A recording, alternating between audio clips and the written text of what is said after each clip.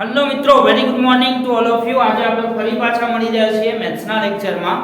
ધોરણ 12 ના મેથ્સના chapter number 6 ના જે મોસ્ટ આઈએમપી કોન્સેપ્ટ આગળ આપણે અટક્યા હતા ત્યાંથી હવે આગળ વધીએ છીએ. ત્રિપરિમાણ એટલે કે ત્રણ માપ ધરાવતા પદાર્થોના કિસ્સામાં આપણે કેવા સાપેક્ષ દરો પૂછાઈ શકે એની આજે વાર્તા કરવાની છે.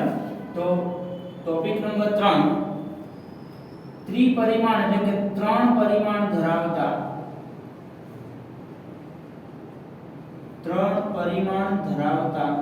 પદાર્થો. હવે ત્રણ પરિમાણ ધરાવતા પદાર્થોની અંદર મિત્રો સૌપ્રથમ આપણે લઈશું નંબર 1 સમઘન. તો સમઘનના કિસ્સામાં આપણને શું પૂછાઈ શકે એની વાર્તા કરીએ. સમઘનના કિસ્સામાં મિત્રો ત્રણેય માપ સમાન હોય છે.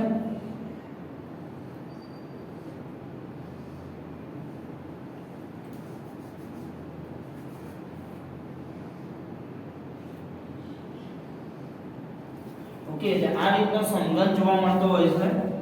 L by L માપનો સમઘન હોય તો આવા કિસ્સામાં આપણને ત્રિપરિમાણ હોય એટલે મિત્રો કેટલા પ્રશ્નો અહીંયાથી આપણને પૂછાઈ શકે એની વાત કરીએ. તો ત્રિપરિમાણના કિસ્સામાં એક તો તમને એનું પૃષ્ઠફળ પૂછાઈ શકે. તો કેટલું એનું પૃષ્ઠફળ થાય? પૃષ્ઠફળનો મતલબ તમારે બધી બાજુઓને ઢાંકી દેવી હોય તો કેટલા માપનો કાગળ જોઈએ. હું તમને માની લો કે એવું પૂછું અહીંયાથી કે આવું એક સમઘન બોક્સ છે તમારી જોડે, ગિફ્ટ બોક્સ, અને એને તમારે રેપિંગ કરવું છે બધી બાજુથી, તો કેટલો કાગળ જોઈશે? એ પ્રશ્નનો જવાબ તમને અહીંથી મળશે પૃષ્ઠફળના કિસ્સામાંથી. તો એનું પૃષ્ઠફળ મતલબ બધી બાજુનું એનું ક્ષેત્રફળનો સરવાળો કહેવામાં આવે. તો એ પૃષ્ઠફળને આપણે સરફેસ એરિયા કહીએ છીએ S. તો એ પૃષ્ઠફળ કેટલું થશે? હું તમને માની લો કે આ બાજુની વાત કરું તો આ એક ચોરસ બાજુ દેખાય છે. એવી કેટલી બાજુઓ હશે? તો આવી ટોટલ 6 બાજુઓ હોય મિત્રો, આગળ પાછળ ઉપર નીચે અને આજુબાજુ એવી 6 બાજુઓ હશે. અને 6 બાજુના ક્ષેત્રફળોનો સરવાળો કરવાથી તમને સમઘનનું કુલ પૃષ્ઠફળ મળે છે. એટલે એક બાજુની જો વાત કરીએ આપણે તો ચોરસ છે એટલે L by L માપનો ચોરસ હોય.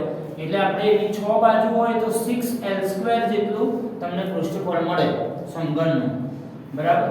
અને એવી જ રીતે જો એના કદની વાત કરીએ મિત્રો, સમઘનનું કદ એટલે કે વોલ્યુમ કહેવામાં આવે V. તો સમઘનનું કદ કેટલું હોય મિત્રો? ત્રણેય માપનો ગુણાકાર એટલે L by L એ ગુણાકાર કરીએ એટલે મિત્રો L³ મળી શકે તમને. હવે આ બે માપમાં થતા ફેરફારો જો આપણને પૂછાય જનરલી, આ ફેરફારો આપણને સમયની સાપેક્ષમાં જ પૂછાતા હોય છે. એટલે જનરલી ખાલી તમને આવું પૂછેલું હોય કે સમઘનના પૃષ્ઠફળના ફેરફારનો દર શોધો અથવા તો સમઘનના કદના ફેરફારનો દર શોધો. એટલે તમને કોની સાપેક્ષે એવું ના કીધું હોય એટલે આપણે જાણીએ છીએ કે સમયની સાપેક્ષે મેળવવાનું હોય છે. તો અહીંયા લખીએ કેવી રીતનો પહેલો પ્રશ્ન પૂછાઈ શકે. તો સમઘનના પૃષ્ઠફળ માં થતા ફેરફારનો દર એટલે એને કહેવામાં આવે ds/dt અહીંયા તમે d/dt લખી શકો. s ની જગ્યાએ કયું માપ છે તો એ લખી દઈએ આપણે 6L² લખી દઈએ. તો હવે આપણે મિત્રો આનું t ની સાપેક્ષે વિકલન કરી રહ્યા છીએ. તો શું થાય એ જાણવું પડશે. તો સૌપ્રથમ ઘાત આગળ લાવશો એટલે 12L થશે અને પાછું L નું ચેન રૂલ મુજબ t ની સાપેક્ષે વિકલન કરીએ એટલે મિત્રો dL/dt મળે આપણને. તો આ રીતનું તમને સમઘનનો ફેરફારનો દર તમને મળી શકે. ઓકે, એ જ રીતે બીજો પ્રશ્ન તમને સમઘનના કિસ્સામાં શું પૂછાઈ શકે તો એના કદમાં થતા ફેરફારનો દર. તો સમઘનના કદમાં થતા ફેરફારનો દર શું હોઈ શકે? તો સમઘનના કદમાં થતા ફેરફારનો દર dV/dt હોઈ શકે. અને એના બરાબર આપણે લખીએ d/dt. v ની જગ્યાએ હું મૂલ્ય મૂકી દઉં L³. તો મિત્રો હવે જો એનું વિકલન કરવામાં આવે તો 3 આગળ L² થશે, ચેન રૂલ મુજબ પાછું dL/dt થશે. એટલે આ પ્રકારના બે પ્રશ્નો તમને સમઘનના કિસ્સામાં પૂછાઈ શકે. હવે આપણે વાત કરીએ સમઘન પછીનો નેક્સ્ટ આકાર છે લંબઘન. તો લંબઘનની અંદર કેવી રીતનું તમને જોવા મળશે અને કેવો પ્રશ્ન પૂછાઈ શકે એ જોઈએ મિત્રો. તો લંબઘન એનું આ રીતે લંબચોરસ આકારમાંથી લંબઘનની રચના થઈ હોય એટલે પહેલા લંબચોરસ દોરવાનો છે, પછી આ રીતે એને ત્રિપરિમાણિક બતાવી શકીએ આપણે. આ રીતનો લંબઘન હોય છે મિત્રો. તો લંબઘનના કિસ્સામાં તમને જે માપ આપેલા હોય કેટલા હોય છે? લંબાઈ, પહોળાઈ અને ઊંચાઈ જો કહીએ તો લંબાઈ, પહોળાઈ અને ઊંચાઈ, તો આવા ત્રણ જો માપ આપણા હોય તો લંબઘનના કિસ્સામાં પણ પૃષ્ઠફળ તમને પૂછાઈ શકે અને એ પૃષ્ઠફળ એટલે સરફેસ એરિયા S કેટલો હોઈ શકે. તો આના કિસ્સામાં પણ મિત્રો પૃષ્ઠફળ એટલે મેં તમને કીધું કે આની દરેક બાજુને ઢાંકવી હોય આપણે તો કેટલા કાગળની જરૂર પડશે, કેટલા ક્ષેત્રફળ ધરાવતા કાગળની જરૂર પડે. તો એ કેવી રીતે મેળવી શકાય? તમારે એટલું જોવાનું છે, આ કોન્સેપ્ટ તમે ઓલરેડી નીચેના ધોરણમાં ભણી ગયેલા છો બરાબર. ધોરણ 10 ની અંદર એના આગળના પણ ધોરણોમાં આ બધા કોન્સેપ્ટ આવી ગયા છે પૃષ્ઠફળના. ફરી એકવાર રિકોલ કરો. આ જે ભાગ છે એ કયા કયા માપ ધરાવે છે? તો એક લંબાઈ અને બીજું ઊંચાઈ. તો આવી બે બાજુઓ છે, એક આગળની અને એક પાછળની. એટલે એવું કહી શકાય કે આ બાજુ લંબાઈ અને ઊંચાઈ ધરાવે છે એટલે L * h દ્વારા આનું ક્ષેત્રફળ મળે. કદાચ હું તમને હવે એવી રીતે પૂછું કે ચલો આ બાજુની જે જમણી બાજુની જે પૃષ્ઠ દેખાય છે એ કયા કયા માપ ધરાવે છે? તો પહોળાઈ અને ઊંચાઈ એટલે b * h દ્વારા મળે. તો એવું પૃષ્ઠ પાછું ડાબી બાજુ હશે અને એક ટોપમાં પૃષ્ઠ જે છે લંબાઈ અને પહોળાઈ ધરાવે છે એટલે એનું L * b દ્વારા મળે. એવું નીચે પણ હોય એટલે દરેક બાજુ ડબલ વખત થાય છે તો આપણે કહી શકીએ LB, BH અને LH. એટલે આ પ્રશ્ન જે છે એ તો તમારે કદાચ JEE લેવલે પૂછવું હોય ને તો આવો ડિટેલમાં પ્રશ્ન પૂછાઈ શકે. આપણા ચોપડીની અંદર આવા પૃષ્ઠફળમાં થતા ફેરફારો આટલા બધા લેન્ધી રીતે નહીં પૂછાય, તમને કદમાં થતો જ ફેરફાર પૂછાશે. જે આપણે આ લખ્યો છે કદમાં ફેરફાર, એવો અહીંયા પણ કદમાં ફેરફાર પૂછાય. અને જો કદાચ આનો ફેરફાર તમારે જોવો હોય તો કેવી રીતે મળે એ આપણે જોઈશું. કદ v બરાબર આનું કદ કેટલું થાય મિત્રો? તો અહીંયા જેમ 3 માપ ગુણ્યા હતા એમ અહીંયા 3 માપ ગુણી દઈએ LBH એટલે આ થશે LBH એટલે આ લંબઘનનું કદ થઈ ગયું. હવે માની લો કે મિત્રો અહીંયા તમારે આ જે પૃષ્ઠફળ છે એના માપમાં થતો ફેરફાર જોવો હોય તો નંબર 1 પૃષ્ઠફળમાં થતા ફેરફારનો દર કહી શકીએ આપણે ds/dt. અહીંયા કોની સાપેક્ષે નથી કહેતા એટલે આપણે ડાયરેક્ટલી સમયની સાપેક્ષે લઈશું. હવે મિત્રો અહીંયા બગડો તો અચળ છે એટલે આપણે બહાર રાખીશું. બ્રેકેટની અંદર આપણે કેવી રીતે વિકલન કરશું? અહીંયા તમે વિકલન t ની સાપેક્ષે કરી રહ્યા છો અને અહીંયા બધા જ માપ અલગ અલગ છે, કોઈ જગ્યાએ t દેખાતો નથી અને દરેક માપ પાછળ ગુણાકારની ક્રિયામાં દેખાય છે. વચ્ચે સરવાળો છે, બાકી દરેકે દરેક માપની વચ્ચે ગુણાકાર છે. એટલે આપણે કેવી રીતે એને લખી શકીએ? એકને અચળ રાખીએ અને લખીએ dB/dt પાછું પ્લસ, બીજાને અચળ રાખીએ b આનું l નું શું થશે? તો dL/dt પાછું પ્લસ આનું વિકલન કરીએ તો એના વિકલનની અંદર પાછું b અચળ અને h નું dH/dt પ્લસ h અચળ અને b નું dB/dt પ્લસ આના બીજા બે પદો થશે તો l અચળ અને dH/dt પ્લસ h અચળ અને dL/dt. આ રીતનું બની શકે. જે આપણા સિલેબસમાં આવો કોઈ પ્રશ્ન નથી પણ આ કોન્સેપ્ટ તમને હાયર લેવલે પૂછાઈ શકે, JEE લેવલે. હવે આપણે કદની વાત કરીએ મિત્રો. કદમાં થતા ફેરફારનો દર કેવો બની શકે? નંબર 2 કદમાં થતા ફેરફારનો દર dV/dt જનરલી મિત્રો આપણને ત્રિપરિમાણની અંદર કેવા શેપ પૂછાતા હોય છે એની વાત કરું ને તો એક શંકુ વધારે પડતો પૂછાતો હોય છે અને ત્યારબાદ નળાકાર વધારે પડતો પૂછાતો હોય છે. એટલે હાલ તો આપણે કોન્સેપ્ટ ભણી રહ્યા છીએ એટલે દરેકે દરેક ત્રિપરિમાણ ધરાવતા પદાર્થો વિશે આપણે માહિતી મેળવી લઈએ. બાકી જનરલી આપણને પ્રશ્નો શંકુ અને નળાકારમાંથી પૂછાતા હોય છે. તો જોઈએ લંબઘનના કદમાં થતા ફેરફારનો દર કેવી રીતે મેળવી શકાય? અહીંયા મિત્રો 3 માપ ગુણાકારમાં છે અને તમારે t ની સાપેક્ષે વિકલન કરવાનું છે. તો કેવી રીતે કરી શકો? તો જ્યારે પણ 3 માપ ગુણાકારમાં હોય ત્યારે તમારે બે માપને અચળ રાખી અને ત્રીજાનું સમયની સાપેક્ષે વિકલન કરવાનું હોય છે. આ રીતે વારાફરતી બે પદોના જોડકા અચળ રાખી અને એના સિવાયના પદનું વિકલન કરી દરેક પદને આપણે સરવાળામાં મૂકતા હોઈએ છીએ. એટલે અહીંયા માની લો કે આપણે l b અને h નું દરેક સ્ટેપમાં જો વિકલન બતાવવું હોય તો પહેલા સ્ટેપમાં bh ને અચળ રાખીએ અને l નું t ની સાપેક્ષે વિકલન બતાવ્યું. તમારે યાદ શું રાખવાનું આની અંદર? કોને અચળ રાખવા છે યાદ નથી રાખવાનું, કોનું વિકલન થયું અને કોને એના સિવાયના પદોને અચળ રાખવાના છે આ ધ્યાનમાં રાખવાનું છે.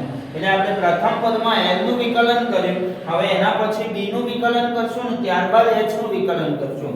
એટલે અહીંયા આપણે હવે જો b નું વિકલન કરવું હોય તો db/dt લખીએ, એના સિવાયના બે પદોને અચળ મૂકી દો એટલે l અને h વત્તા હવે l b અને હવે આવ્યું h નું વિકલન તો dh/dt અને એના સિવાયના બે પદ અચળ એટલે lb અચળ થશે.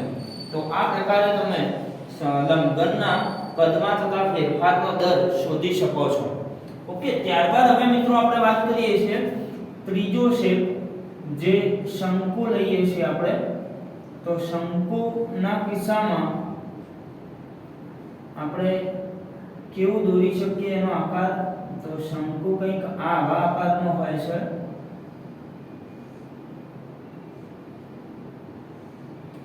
બરાબર, ત્રિકોણમાંથી એને શંકુ બનાવી શકાય ત્રિપરિમાણમાં.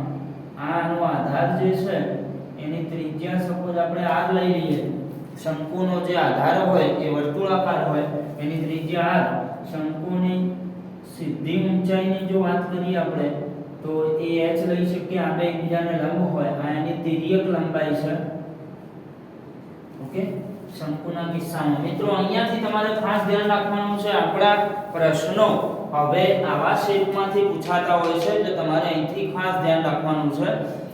સાપેક્ષ દરની અંદર પણ અહીંયાથી પ્રશ્ન પૂછાઈ શકે અને ત્યારબાદ જો આપણે વાત કરીએ તો આગળ તમે જોવા જશો તો વૈશ્વિક મહત્તમ, ન્યૂનતમ, સ્થાનીય મહત્તમ, ન્યૂનતમ એ બધા પ્રશ્નોની અંદર પણ આમાંથી પ્રશ્નો પૂછાઈ શકે છે. એટલે ખાસ એ કિસ્સો ત્યાં પણ લાગુ પડશે. તો જોઈએ આના પૃષ્ઠફળની જો મિત્રો આપણે વાત કરીએ તો પૃષ્ઠફળ s બરાબર કેવું પૂછાઈ શકે આપણને? તો પૃષ્ઠફળ મિત્રો જો બંધ હોય શંકુ અને ખુલ્લો આધાર વગરનો શંકુ હોય તો અલગ. પૃષ્ઠફળના કિસ્સામાં બે તમને પૂછાઈ શકે, વક્ર સપાટીનું ક્ષેત્રફળ અને પૃષ્ઠફળ. આવો પ્રશ્ન પૂછાઈ શકે. તો સૌપ્રથમ આપણે વક્ર સપાટીના જો ક્ષેત્રફળની વાત કરતા હોઈએ તો એ ક્ષેત્રફળ કેવી રીતે મળી શકે એની વાત કરીએ તો વક્ર સપાટીનું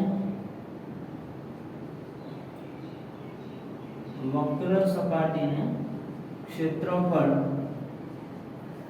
તો એને આપણે માની લો કે s કહીએ બરાબર. ક્ષેત્રફળ શબ્દ વાપર્યો તો હાલ પૂરતું હું a લખું છું. આમ તો સરફેસ એરિયાનો s જ લખાતો હોય છે પણ આપણે ટોટલ પૃષ્ઠફળ પણ લખવાના છે એટલે બે જુદા પડે એટલા માટે હું હાલ a લખી રહ્યો છું. તો વક્ર સપાટી એટલે આ જે ત્રાંસી સપાટી હોય છે મિત્રો આસપાસની આધાર સિવાયની સપાટી એને વક્ર સપાટી કહી શકાય.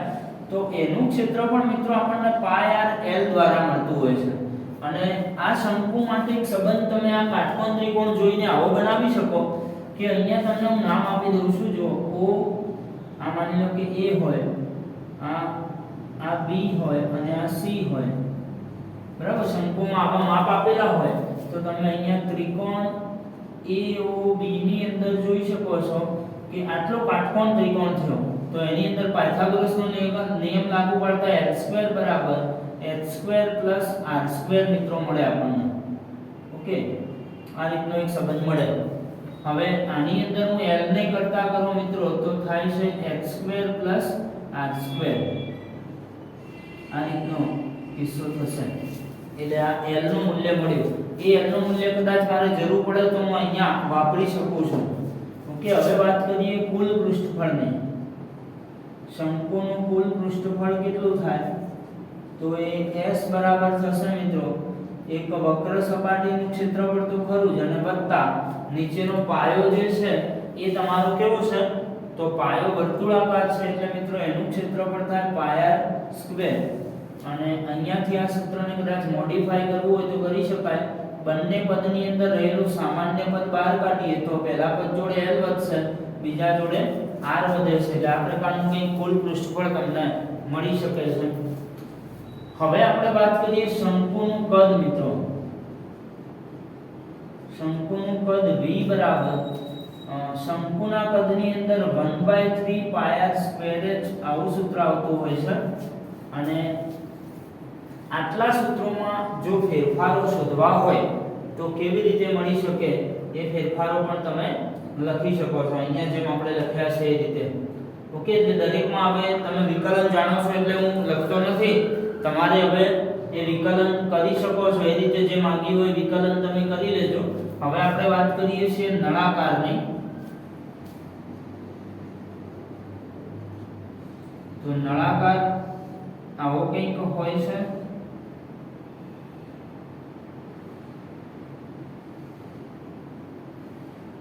તો નળાકારના કિસ્સામાં અહીંયાથી વાત કરીએ તો આ એની ત્રિજ્યા અને અહીંયાથી આ એની ઊંચાઈ ગણી શકો તમે h.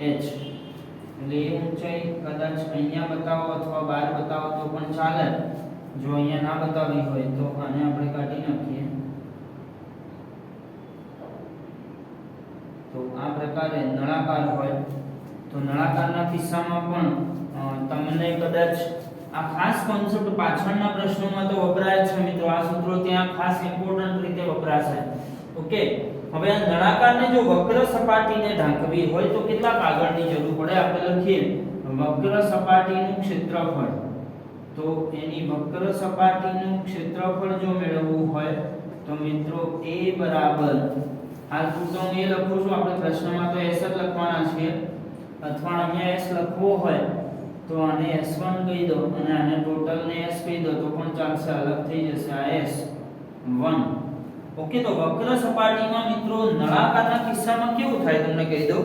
તો આ એક મારી જોડે જે પેન છે એક પ્રકારની નળાકાર સપાટી કહી શકાય. કોઈ જગ્યાએથી કાપી અને એને જો પહોળી કરવામાં આવે તો કંઈક રેક્ટેંગલ એટલે કે લંબચોરસ આકારે દેખાશે. અને જે આ પરિઘ છે એનો પથરાશે, આમ ખુલ્લો થશે, એટલે આડું જેમ લંબાઈ મળશે મને 2πr જેટલી મળશે, અને જેટલી ઊંચાઈ હોય એટલી જ ઊંચાઈ એ લંબચોરસની બનશે. એટલે 2πr * h જેટલું ક્ષેત્રફળ આપણને મળી શકે. એટલે 2πrh આવું વક્ર સપાટીનું ક્ષેત્રફળ મળશે. અને હવે આગળ આપણે જો વાત કરીએ કુલ ક્ષેત્રફળની અથવા કુલ પૃષ્ઠફળની જો વાત કરીએ તો કુલ પૃષ્ઠફળ એટલે s કહેવામાં આવશે. કુલ પૃષ્ઠફળમાં મિત્રો વક્ર સપાટી પ્લસ ઉપર નીચેના બે ઢાંકણાની ચર્ચા કરવાની છે. ઉપર એ વર્તુળાકાર ઢાંકણું હોઈ શકે, નીચે તળિયું પણ વર્તુળાકાર હોય. એટલે આપણે અહીંયા સૂત્ર કંઈક આવું લઈ શકીએ 2πrh પ્લસ 2 વખત 2πr², કેમ કે એક વખત ઉપરનું વર્તુળનું πr², એક વખત નીચેના વર્તુળનું πr², એટલે 2πr² લઈ શકાય. આમાંથી પણ તમે સામાન્ય કાઢી અને સૂત્રને મોડિફાઈ કરી શકો છો. સામાન્ય અહીંયા દેખાય છે 2πr, તો કૌંસમાં પહેલા પદ જોડે h વધે છે અને બીજા જોડે r વધે છે, એટલે આ પ્રકારનું s આપણને મળે કુલ. અને નળાકારના કદની જો વાત કરીએ મિત્રો, નળાકારનું કદ તો v બરાબર એ મળશે πr²h. તમારે કેવી રીતે યાદ રાખવાનું છે જો કે શંકુની અંદર 1/3 એટલે આના નળાકારનો ત્રીજો ભાગ હોય છે. નળાકારનું જે કદ હોય એનો ત્રીજા ભાગનું કદ શંકુનું હોય છે, જ્યારે અહીંયા જોઈએ તો πr² જેટલું મળશે. બરાબર, તો આ પ્રકારના સૂત્રો આપણને ત્રિપરિમાણ ધરાવતા પદાર્થના કિસ્સામાં પૂછાતા હોય છે. આનો ઉપયોગ એકલો સાપેક્ષ દરમાં નથી થતો મિત્રો, આગળના ટોપિકોમાં પણ આ ચેપ્ટરમાં થતો હોય છે, એટલે ખાસ ઇમ્પોર્ટન્ટ ટોપિક ગણી શકાય. ઓકે, હવે આગળના આપણે ટોપિક્સ પણ હજુ આપણે કવર કરવાના છીએ, તો નેક્સ્ટ વિડિયો પણ જોતા રહેજો, જેની અંદર મોસ્ટ ઇમ્પોર્ટન્ટ પ્રશ્નો આપણે કહી શકાય. આ ચેપ્ટર વધારે માર્ક્સનું છે એટલે તમે એ કોન્સેપ્ટને જો ક્લિયર કરી લેશો તો એને એમસીક્યુમાં પણ ભૂલો નહીં પડે અને દાખલાઓમાં પણ તમે સચોટતાથી દાખલાઓ ગણી શકશો. Thank you. આ પ્રકારના વિડીયો મિત્રો જો તમને ગમ્યા હોય તો ચેનલને સૌપ્રથમ સબસ્ક્રાઇબ કરી દો. ત્યારબાદ આવા પ્રકારના વિડીયો જો તમે સૌપ્રથમ મેળવવા માંગતા હોય તો તમારે યુટ્યુબમાં જઈ નોટિફિકેશન ઓન કરી દો અને તમે તમારા અન્ય મિત્રોને જો હેલ્પફુલ થવા માંગતા હોય તો વિડીયોને લાઈક કરી તેમને શેર કરી આપો કે જેથી એ લોકો પણ આ પ્રકારના વિડીયો સૌપ્રથમ જોઈ એમનો અભ્યાસ સારી રીતે કરી શકે. જો તમને આ કન્ટેન્ટની અંદર અથવા કોઈક અન્ય એમસીક્યુમાં અથવા કંઈ પણ જગ્યાએ તમને તકલીફ જણાતી હોય તો તમે YouTube ચેનલમાં કમેન્ટ કરી શકો છો અથવા અહીંયા જણાવેલા WhatsApp નંબર પર મેસેજ કરી શકો છો. Thank you.